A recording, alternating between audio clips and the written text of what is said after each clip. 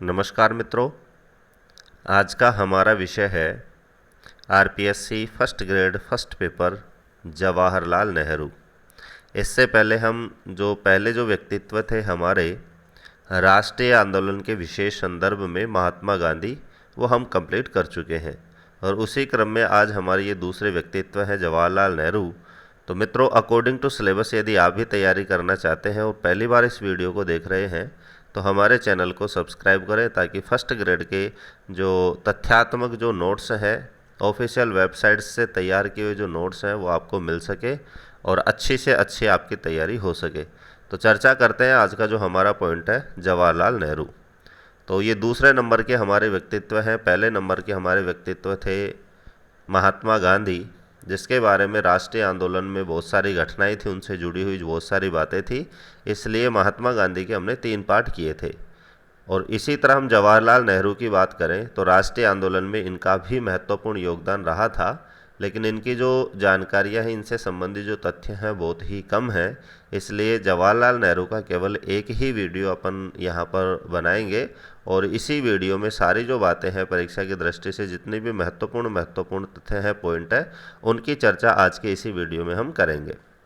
तो सबसे पहले हम इनके जन्म की बात करते हैं। तो इनका जो जन्म है वो 14 नवंबर 1889 को इलाहाबाद में हुआ था।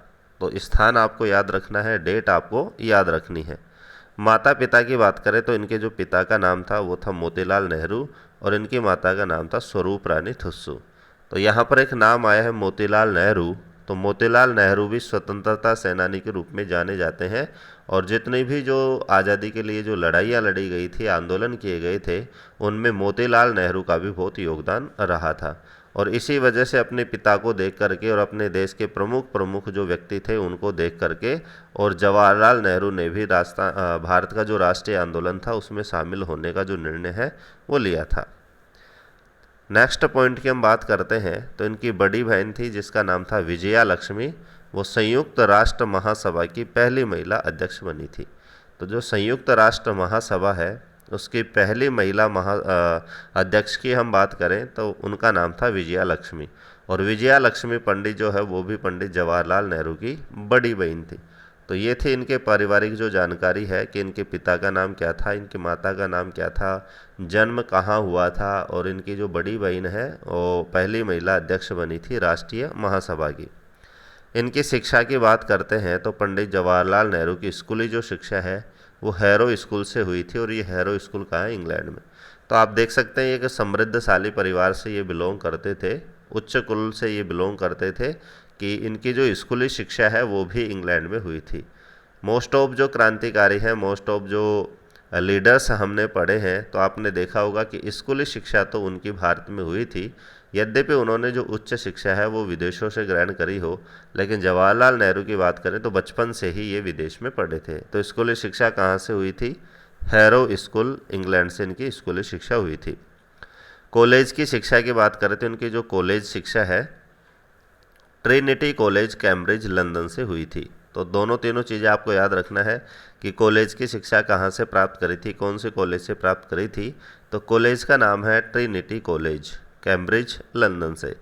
उसके बाद में इन्होंने लॉ की डिग्री प्राप्त करी थी और वो भी कैम्ब्रिज विश्वविद्यालय से प्राप्त करी थी। तो लॉ की डिग्री प्राप्त करने के बाद ये जो है वो वकालत करने लगे थे। तो सर्वप्रथम हम बात करें तो वकालत और लॉ की डिग्री लेने के बाद में जवाहरलाल नेहरू 1912 में भारत लौटे और वकालत शुरू की। तो इलाहाबाद जो कोर्ट है वहाँ से इन्होंने वकालत शुरू करी थी और ये भारत कब लौटे थे? लंदन से 1912 में। और यहाँ लौटते ही उन्होंने पटना के कांग्रेस अधिवेशन में भाग लिया था। तो आप भी देखे होंगे कि राष्ट्रीय आंदोलन के समय की हम बात करें, कांग्रेस के इतिहास की बात करें तो कांग्रेस के इतिहास में जो राष्ट्रीय जो अधिवेशन होते थे उनका बहुत महत्वपूर्ण स्थान है, क्योंकि अधिवेशनों में हमें हर परीक्षा में अध्यक्ष पूछे जाते हैं कौन से अधिवेशन में कौन सी महत्वपूर्ण बात पर चर्चा करी गई थी, कौन सी महत्वपूर्ण मांग की गई थी, कौन से महत्वपूर्ण आंदोलन का जो प्रस्ताव है वो रखा गया था, पारित हुआ था। तो ये जो चीज़ें हैं बहुत इम्पोर्टेंस रखती हैं। तो यहाँ पर उन्होंने 1912 में लौटने के बाद में वकालत शुरू करी और यहाँ पर पटना अधिवेशन में वो शामिल हुए थे। तो यहाँ से यही प्रश्न बनता है कि सर्वप्रथम जो जवाहरलाल नेहरू है वो कांग्रेस के किस अधिवेशन में शामिल हुए थे, तो आपको बताना है पटना अधिवेशन में वो शामिल हुए थे। 1917 की बात करें तो 1917 में एनी बेसेंट द्वारा संचालित होम रूल सोसाइटी की इलाहाबाद शाखा के मंत्री बने थे। तो यहाँ से आप देख सकते हैं कि इनकी जो आंदोलनों से जो जुड़ने की जो शुरुआत होती है वो 1917 में होती है। 1917 में महात्मा गांधी के टाइम भी हमने पढ़ा था कि होम रूल लीग की स्थापना की गई थी, किसके द्वारा? एनी बेसेंट के द्वारा। तो एनी बेसेंट के होम रूल जो सोसाइटी है उसकी अलग अलग स्थानों पर अलग अलग जो शाखाएँ थी, उनके अलग अलग जो मंत्री बने थे। तो उसी क्रम में क्योंकि इनका जो जन्म है, इनका जो पैतृक जो स्थान है वो इलाहाबाद था, ऊपर हम पढ़ ही चुके हैं। तो इलाहाबाद शाखा के जो मंत्री वो किसको बनाया गया? तो पंडित जवाहरलाल नेहरू को बनाया गया। और सन भी आपको याद रखनी है, कब बनाया गया था? 1917 में। उसके बाद 1919 की हम बात करते हैं तो 1919 में इनकी जो मुलाकात है वो महात्मा गांधी से होती है। और इनके राजनीतिक जीवन की वास्तविक शुरुआत की भी हम बात करें तो वास्तविक शुरुआत भी महात्मा गांधी से मिलने के बाद ही होती है। तो बहुत ही प्रमुख ये डेट है, सन है कि महात्मा गांधी से इनकी मुलाकात सर्वप्रथम कब हुई थी? 1919 में इनकी प्रथम मुलाकात हुई थी। किससे? महात्मा गांधी से। उस समय महात्मा गांधी जी ने रोलेट एक्ट के खिलाफ आंदोलन शुरू किया ही था। तो उस समय आप देख सकते हैं कि महात्मा गांधी जब हम पढ़े थे तो 1919 के लगभग महात्मा गांधी ने रोलेट एक्ट अभियान चलाया था। तो इसी के क्रम में जब महात्मा गांधी रोलेट एक्ट को प्रारंभ कर रहे थे तो उसी समय 1919 में पंडित जवाहरलाल नेहरू की मुलाकात किससे होती है? किससे मिलते हैं? महात्मा गांधी से। 1921 की हम बात करते हैं तो 1921 के असहयोग आंदोलन में वे सत्याग्रही बनते हैं और इस आंदोलन के कारण ही 1921 में इन्हें प्रथम बार जेल भेजा गया था। तो कई बार जेल संबंधी प्रश्नों को भी शामिल कर लिया जाता है। तो यहाँ पर हम पंडित जवाहरलाल नेहरू की बात करते हैं तो पंडित जवाहरलाल नेहरू को प्रथम बार जेल कब भेजा गया था? ऐसा यदि प्रश्न बनता है तो हमारा आंसर हो जाएगा 1921 में। और 1921 के बाद 1922 में इन्हें रिहा किया जाता है। तो ये बहुत ही इम्पोर्टेंट ये पॉइंट है कि पंडित जवाहरलाल नेहरू प्रथम बार जेल कब गए थे और किस आंदोलन के कारण गए थे? तो उस समय महात्मा गांधी जी का प्रमुख आंदोलन चल रहा था जिसका नाम था असहयोग आंदोलन। और इस असहयोग आंदोलन को चलाने का पंडित जवाहरलाल नेहरू ने भरपूर प्रयास किया था। सारे जो अपने प्रयास थे, सारे जो अपनी ताकत थी वो झोंक दी थी और अपने भाषणों के माध्यम से और प्रचार के माध्यम से इन्होंने लोगों को जागरूक करने का काम किया। और इसी चीज़ से ब्रिटिश सरकार क्रोधित होकर के, गुस्सा होकर के और 1921 में इनको जेल में डाल देती है। तो प्रथम बार जेल असहयोग आंदोलन के कारण जाते हैं 1921 में। जेल से छूटने के बाद उन्होंने कांग्रेस के गया अधिवेशन में भाग लिया। तो आप देख सकते हैं कि प्रथम बार आते ही इन्होंने अधिवेशन में भाग लिया था। उसी तरह से जब 1922 में ये जेल से छूटते हैं तो जेल से छूटते ही कौन सा कांग्रेस का अधिवेशन चल रहा था? तो गया अधिवेशन उस समय चल रहा था। तो गया अधिवेशन में ये भाग लेते हैं। सन 1923 की हम बात करते हैं तो 1923 में वे अखिल भारतीय कांग्रेस कमेटी के महामंत्री बने। तो यहाँ से प्रश्न जो बनेगा वो यही बनेगा कि पंडित जवाहरलाल नेहरू 1923 में किस संगठन के महामंत्री बनते हैं? तो हमारा आंसर हो जाएगा अखिल भारतीय कांग्रेस कमेटी के। दूसरे तरीके से प्रश्न पूछे तो यहाँ प्रश्न बनता है कि अखिल भारतीय कांग्रेस कमेटी का महामंत्री पंडित जवाहरलाल नेहरू को कब बनाया गया था? तो वहाँ पर जो हमारा आंसर होगा वो होगा 1923। बाद में उन्हें अखिल भारतीय ट्रेड यूनियन का अध्यक्ष भी चुना गया। तो आप देख सकते हैं कि वो इतने इन आंदोलनों में शामिल होते हैं, इतना वर्क करते हैं कि उनको भारतीय राष्ट्रीय कांग्रेस कमेटी के महामंत्री भी बनने के योग्य माना जाता है और बना दिया जाता है। और इसी क्रम में अखिल भारतीय ट्रेड यूनियन यानी जो व्यवसायों का जो संगठन है उसका जो अध्यक्ष है वो भी चुन लिया जाता है। 1928 की हम बात करें तो 1928 जो है वो भारत के आंदोलन में प्रमुख एक सन रही है, क्योंकि हमारे एक प्रमुख क्रांतिकारी हैं जिनके बारे में भी हम पढ़ भी चुके हैं, लाला लाजपत राय। और उस समय कमीशन भारत आया हुआ था जिसका नाम था साइमन कमीशन। तो 1928 में इन्होंने साइमन कमीशन के विरुद्ध एक जुलूस का नेतृत्व किया था। तो जिस तरह से दिल्ली में लाला लाजपत राय ने साइमन कमीशन का विरोध किया था और उन्हें लाठीचार्ज का सामना करना पड़ा था और उनकी मृत्यु हो गई थी, उसी तरह से 1928 में पंडित जवाहरलाल नेहरू ने भी साइमन कमीशन के विरुद्ध एक जुलूस का नेतृत्व किया और इन्हें भी पुलिस लाठीचार्ज का सामना करना पड़ा था। तो जिस तरह से लाला लाजपत राय और अन्य क्रांतिकारियों पर पुलिस ने लाठीचार्ज किया था ताकि वो साइमन कमीशन का विरोध ना कर सके, उसी तरह से इन्होंने जवाहरलाल नेहरू पर भी लाठीचार्ज किया था। तो ये घटना की हम बात करें तो 1928 की बात है। 1929 में वे लाहौर अधिवेशन के अध्यक्ष चुने गए और उनकी अध्यक्षता में कांग्रेस ने पूर्ण स्वराज्य को अपना लक्ष्य घोषित किया था। वेरी वेरी इंपॉर्टेंट पॉइंट है, इसी से बहुत सारे प्रश्न पूछे गए हैं अनेक एग्जामों में पंडित जवाहरलाल नेहरू से संबंधित। तो कौन कौन से प्रश्न यहाँ बनते हैं मैं आपसे चर्चा करता हूँ। तो लाहौर अधिवेशन जो है उसमें पूर्ण स्वराज्य की मांग की गई थी और लक्ष्य इसको घोषित किया था, कांग्रेस ने पूर्ण स्वराज्य को अपना लक्ष्य बनाया था। तो यहाँ से प्रश्न बनता है कि पंडित जवाहरलाल नेहरू प्रथम बार कांग्रेस के अध्यक्ष कौन से अधिवेशन में बने? तो 1929 के लाहौर अधिवेशन में इनको अध्यक्ष चुना गया। दूसरा जो इम्पोर्टेंट प्रश्न बनता है कि पूर्ण स्वराज्य को अपना लक्ष्य कांग्रेस ने किस अधिवेशन में बनाया? तो लाहौर अधिवेशन में बनाया गया। और तो यहाँ से आप देख सकते हैं कि प्रथम बार अध्यक्ष कब बने? लाहौर अधिवेशन में बने और यहीं से पूर्ण स्वराज्य को अपना लक्ष्य बनाया गया 1929 में। 1924 की कुछ घटना छूट गई थी वहाँ से, क्योंकि हम जो भी डिटेल पढ़ रहे थे वो क्रम से पढ़ रहे थे। 1913, 17, उसके बाद 20, 21 इस तरह से। तो 1924 में नेहरू जी को इलाहाबाद नगर निगम का अध्यक्ष चुना गया था। तो इलाहाबाद में भी आप देख सकते हैं इनको अनेक पदों से सुशोभित किया गया था। इनका जो लोकल क्षेत्र था, इनका जो जन्मस्थली रही है, वहाँ भी इन्होंने अनेक पदों को अलंकृत किया है और बखूबी अपनी जो भूमिका है उसको निभाया था। तो 1924 में नेहरू जी को इलाहाबाद नगर निगम का अध्यक्ष चुना गया। तो कब चुना गया? 1924 में। क्या बनाया गया? इलाहाबाद नगर निगम का अध्यक्ष। 26 जनवरी 1930 को लाहौर में जवाहरलाल नेहरू ने स्वतंत्र भारत का झंडा फहराया था। और वो जो नदी की बात करते हैं, रावी नदी के तट पर इन्होंने फहराया था। कब फहराया था? 26 जनवरी 1930 को। और ये स्वतंत्रता दिवस भी इन्होंने इसको घोषित किया था। तो ये डेट भी महत्वपूर्ण है कि पंडित जवाहरलाल नेहरू ने स्वतंत्र भारत का झंडा कब फहराया था? 26 जनवरी 1930 को। और माना जाता है कि हमारा जो संविधान लागू हुआ था 26 जनवरी को, वो इसी डेट को ध्यान में रखकर लागू हुआ था, क्योंकि प्रथम बार जो हमारा राष्ट्रीय तिरंगा है वो 26 जनवरी 1930 को फहराया गया था रावी नदी के तट पर जवाहरलाल नेहरू के द्वारा और अन्य इनके जो सहयोगी थे उनके द्वारा। 1936 की हम बात करते हैं तो 1936 में 2 अधिवेशन कांग्रेस के हुए थे और दोनों में ही नेहरू जी को कांग्रेस के अध्यक्ष पद के लिए चुना गया था। कहीं कहीं पर 1937 भी दूसरे अधिवेशन को मानते हैं। वो इसीलिए मानते हैं क्योंकि कांग्रेस का जो दूसरा अधिवेशन था वो 1936 में दिसंबर में हुआ था और वो शायद जनवरी तक जाने की वजह से उसको 37 भी मान लिया जाता है। लेकिन प्रमुखतया जो सन मिलता है 2 अधिवेशनों का 1936, और एकमात्र ऐसा माना जाता है कि 1936 में ही 2 अधिवेशन हुए थे और कांग्रेस के इन दोनों अधिवेशनों में ही किसको अध्यक्ष चुना गया था? पंडित जवाहरलाल नेहरू को।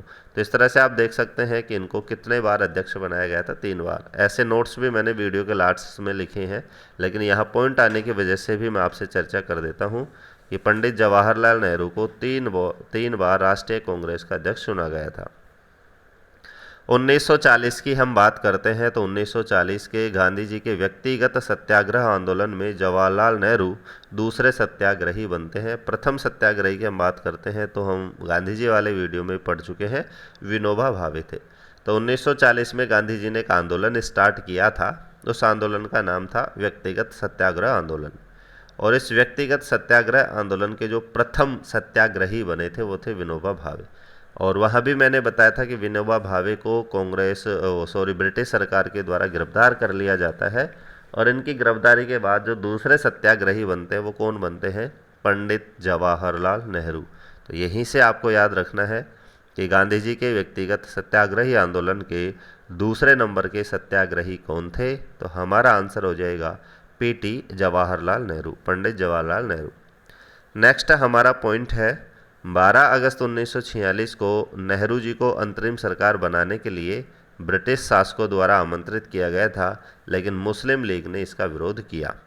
तो यहाँ भी आप देख सकते हैं कि लगभग अब जब हमें आज़ादी मिलने वाली थी, अंग्रेज भी ये मान गए थे कि इनको हमें आज़ाद करना है, तो अंतरिम सरकार का गठन करने के लिए भी किसे आमंत्रित किया गया था? पंडित जवाहरलाल नेहरू को। और कब किया गया था? 12 अगस्त 1946 को। लेकिन उस समय जो मुस्लिम जो लोग थे, उनका जो संगठन था, जिसके लोगों ने इसका विरोध किया, और 16 अगस्त 1946 को मुस्लिम लीग के व्यक्तियों ने सीधी कार्यवाही दिवस के रूप में मनाया। मौलाना आज़ाद ने इसे भारतीय इतिहास का काला दिवस बताया है। तो आप देख सकते हैं कि इन्होंने इतना भयंकर विरोध किया कि एक तो दिवस के रूप में ये दिन माना जाता है, और वो जो दिवस है वो कौन सा है? सीधी कार्यवाही दिवस। नाम याद रखना है कि अंतरिम सरकार के गठन के विरोध में मुस्लिम लीग ने कौन सा दिवस मनाया? तो सीधी कार्यवाही दिवस मनाया। कब मनाया? 16 अगस्त 1946 को। और इस दिन को मौलाना आज़ाद ने भारतीय इतिहास में क्या कहा है? काला दिवस की संज्ञा उन्होंने दी है। 24 अगस्त 1946 की हम बात करते हैं तो 24 अगस्त 1946 को जवाहरलाल नेहरू की अध्यक्षता में अंतरिम सरकार की घोषणा की जाती है। अध्यक्षता का मतलब है कि प्रथम जो अंतरिम सरकार के प्रधानमंत्री बनाए जाते हैं वो किसको बनाया जाता है? जवाहरलाल नेहरू को।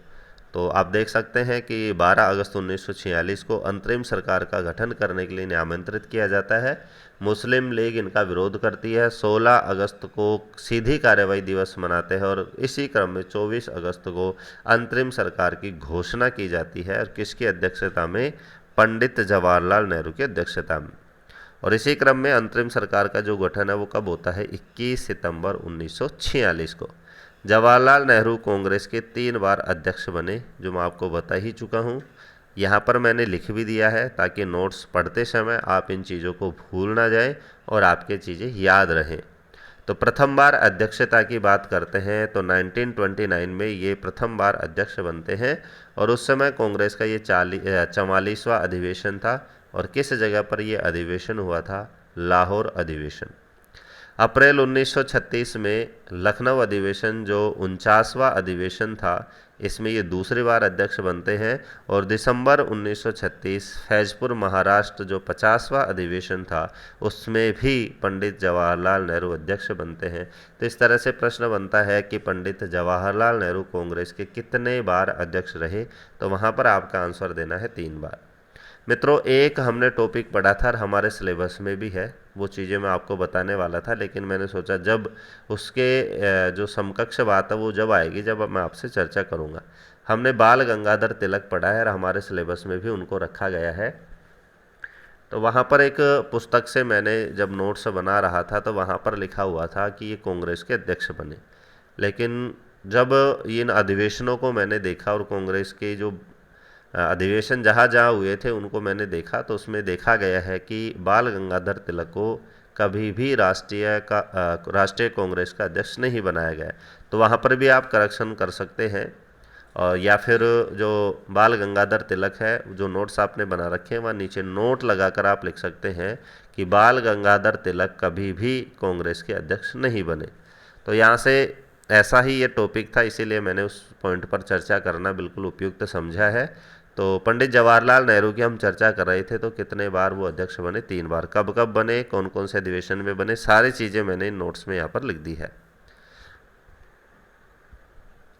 रचनाओं की बात करें, पुस्तकों की बात करें, तो इनकी प्रमुख जो पुस्तकें हैं वो है पिता के पत्र, जो 1929 में इन्होंने लिखी थी। विश्व इतिहास की झलक 1933 में इन्होंने लिखी थी। मेरी कहानी 1936 की ये पुस्तक है, 1936 की। भारत की खोज, जो इंग्लिश में ज़्यादा फेमस है, डिस्कवरी ऑफ इंडिया, 1945 में लिखी गई थी, 1945 में। अन्य जो पुस्तकें हैं वो है राजनीति से दूर है, राष्ट्रपिता है, इतिहास के महापुरुष है। तो ये इनकी प्रमुख पुस्तकें हैं, वो भी आपको याद रखना इनकी रचनाएं हैं। कि प्रश्न बन सकता है कि ये किसकी रचना है, या निम्न में से पंडित जवाहरलाल नेहरू की कौन सी रचना नहीं है, या फिर कूट चयन करके भी पूछ सकता है कि निम्नलिखित कूटों का चयन करके आपको बताना है कि पंडित जवाहरलाल नेहरू की कौन कौन सी रचनाएं हैं। तो सारी जो पुस्तकें हैं प्रमुख वो मैंने यहाँ पर लिख दी है। नेक्स्ट हमारा पॉइंट है कि गांधी जी ने जवाहरलाल नेहरू को ही अपना उत्तराधिकारी घोषित किया था। बहुत ही इंपॉर्टेंट पॉइंट है। यहाँ से यही प्रश्न बनता है कि गांधी जी ने किसको अपना उत्तराधिकारी घोषित किया, तो पंडित जवाहरलाल नेहरू को अपना उत्तराधिकारी घोषित किया। स्वतंत्र भारत के प्रथम प्रधानमंत्री कौन थे? पंडित जवाहरलाल नेहरू। तो यहाँ से भी प्रश्न बनता है कि स्वतंत्र भारत का प्रथम प्रधानमंत्री किसे बनाया गया था? पंडित जवाहरलाल नेहरू को। आधुनिक भारत का निर्माता किसे कहा जाता है? तो भी हमारा आंसर हो जाएगा पंडित जवाहरलाल नेहरू। नेक्स्ट पॉइंट है, इनका प्रमुख एक कथन है, उसको भी मैंने शामिल किया है कि मैं राष्ट्रवादी हूँ और मुझे राष्ट्रवादी होने का अभिमान है। ये जो कथन है वो किसका है? तो ये कथन है पंडित जवाहरलाल नेहरू का। तो छोटे छोटे पॉइंट भी मैंने आपको यहाँ पर दिए हैं, लिखे हैं कि प्रथम स्वतंत्र भारत के प्रथम प्रधानमंत्री कौन थे? पंडित जवाहरलाल नेहरू। आधुनिक भारत के निर्माता किसको कहा जाता है? पंडित जवाहरलाल नेहरू को। मैं राष्ट्रवादी हूँ और मुझे राष्ट्रवादी होने पर अभिमान है, राष्ट्रवादी होने का अभिमान है। ये वाक्यांश, ये जो कथन है वो किसका है? पंडित जवाहरलाल नेहरू का। संविधान सभा में उद्देश्य प्रस्ताव पेश किसने किया था? तो उद्देश्य प्रस्ताव भी पंडित जवाहरलाल नेहरू ने ही किया था। और कब किया था? 13 दिसंबर 1946 को। तो 13 दिसंबर 1946 को जब संविधान सभा का आयोजन किया गया था तो उसी में उद्देश्य प्रस्ताव प्रस्तुत किया गया था। और किसके द्वारा किया गया था? तो भी हमारा आंसर हो जाएगा पंडित जवाहरलाल नेहरू के द्वारा। 1955 में इन्हें भारत रत्न से सम्मानित किया गया और 27 मई 1964 को इनका निधन हो जाता है।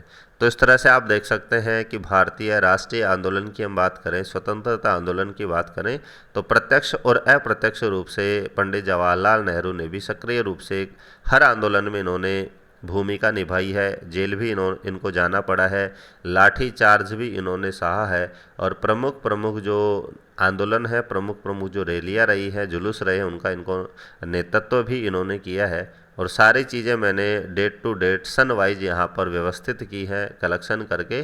तो आज का वीडियो आपको कैसा लगा? और अभी तक आप नए हैं, हमारे चैनल को सब्सक्राइब नहीं किया है, तो टीचिंग लाइन की प्रॉपर प्रिपरेशन के लिए, तैयारी के लिए हमारे चैनल को आप सब्सक्राइब कर सकते हैं। और हस्तलिखित अनेक पुस्तकों द्वारा तैयार नोट्स से आप अच्छी तैयारी आप अपनी कर सकते हैं, तैयारी को अच्छी गति दे सकते हैं। और इनकी नोट्स की PDF प्राप्त करने के लिए वीडियो के डिस्क्रिप्शन में हमारा टेलीग्राम चैनल भी है, उसको क्लिक करके आप टेलीग्राम चैनल से जुड़ करके और इनकी PDF भी प्राप्त कर सकते हैं। धन्यवाद।